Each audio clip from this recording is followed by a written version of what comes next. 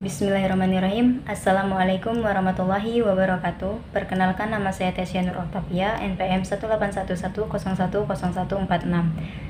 Kelas JPAI semester 6, mata kuliah Kapita Selekta Pendidikan Agama Islam, dosen pengampu Eka Suci Indriasari, MPDI.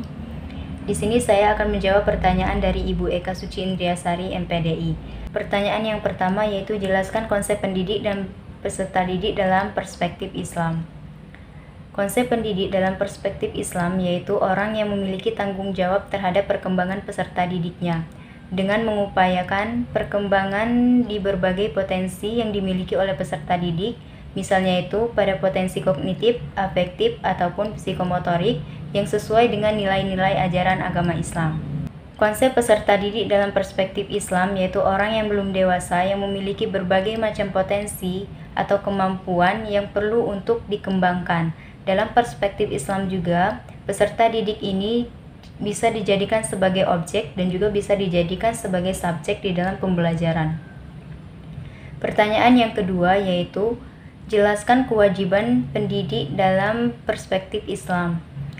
Kewajiban pendidik dalam perspektif Islam yaitu yang pertama, memberikan kasih sayang kepada peserta didiknya. Artinya, seorang pendidik harus menyayangi murid-muridnya itu layaknya sebagai keluarga ataupun anak sendiri dan tidak membeda-bedakan antara yang satu dengan yang lainnya, serta memperlakukan mereka dengan cara-cara yang baik.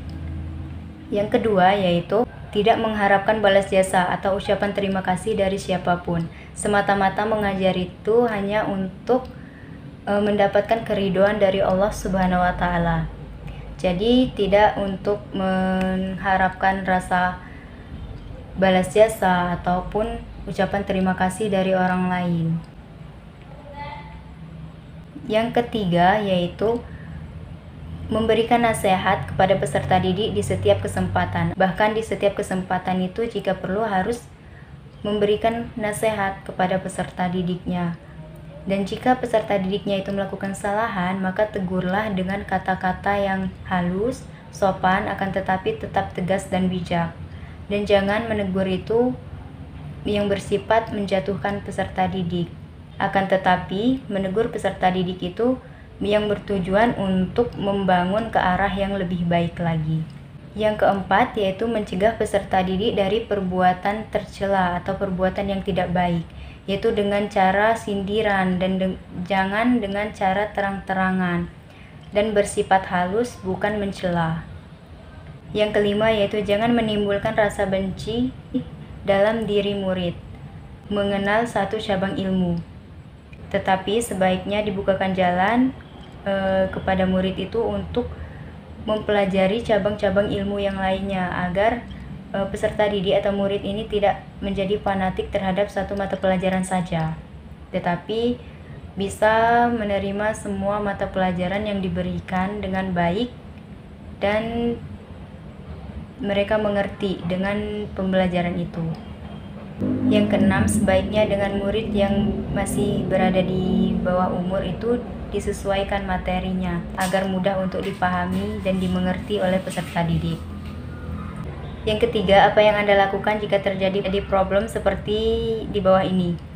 Yang pertama, peserta didik tidak kondusif di dalam kelas. Yang kedua, peserta didik sulit dalam menerima pembelajaran yang diberikan. Yang pertama yaitu peserta didik tidak kondusif di dalam kelas. Jika hal ini terjadi, maka hal yang harus dilakukan oleh seorang pendidik yaitu mengkondusifkan kembali atau menenangkan kembali. Nah, setelah kondisinya tenang, maka peserta didik bisa menarik kembali perhatian peserta didik itu terhadap pembelajaran dan memulainya kembali. Akan tetapi sebaiknya sebelum pembelajaran itu dimulai, antara pendidik dan peserta didik itu harus menyepakati sebuah aturan atau menetapkan aturan yang disepakati secara bersama antara pendidik dan juga peserta didiknya agar jalan pembelajaran itu menjadi kondusif. Yang kedua yaitu peserta didik sulit memahami materi yang disampaikan. Jika hal ini terjadi, maka langkah-langkah yang harus diambil oleh si pendidik yaitu yang pertama, memahami karakter peserta didiknya terlebih dahulu.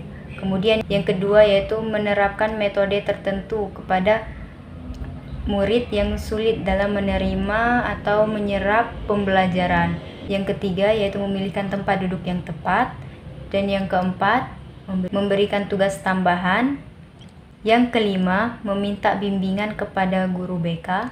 Yang keenam, berkonsultasi kepada kedua orang tuanya. Yang ketujuh, mengevaluasi. Mengevaluasi ini tujuannya untuk memperbaiki apakah selama ini peserta didiknya itu sulit dalam menerima pembelajaran itu karena metodenya yang kurang tepat, atau model pembelajarannya yang kurang tepat, atau strateginya yang kurang tepat, sehingga setelah dilakukan evaluasi ini bisa diperbaiki kembali.